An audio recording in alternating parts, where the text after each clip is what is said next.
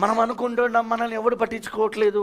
నేను నీతిగా జీవించిన, యథార్థంగా జీవించిన, నమ్మకంగా జీవించిన, దేవునికి లోబడి జీవించిన, దేవుని పూర్తిగా నేను ఆయన మార్గంలో నడుస్తూ ఆయనకు లోబడి ఆయనకి ఇష్టానుసారంగా జీవిస్తున్నా, నన్ను ఎవరు పట్టించుకోవట్లేదు అది అని నువ్వు అనుకుంటున్నావు.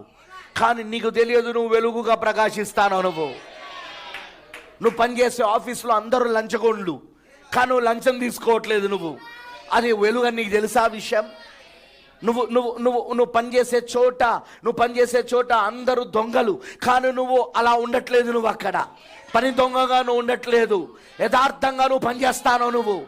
నీకు తెలుసా? హల్లెలూయా, నీ వెలుగు ప్రకాశింపబడుతున్నదని. ఆమేన్. మీ బంధువుల మధ్యలో, నీ స్నేహితుల మధ్యలో, నీ రక్త సంబంధుల మధ్యలో, సంఘములో, ఆమేన్, నువ్వు ఏ వృత్తిలో ఉన్నావో ఆ వృత్తిలో నువ్వు వెలుగుగా ఉండి ప్రకాశిస్తాను. వాళ్ళు రోజు రోజు చీకటిలో ఇంకా అధికమవుతున్నాయి. వాళ్ళ జీవితాలలో చీకటి అధికమవుతా ఉన్నది. రోజు రోజు వాళ్ళు పాపులుగా మారుతూ ఉంటే అంత ఎక్కువగా మన వెలుగును మనం ప్రసారం చేస్తాను ఈ రోజున.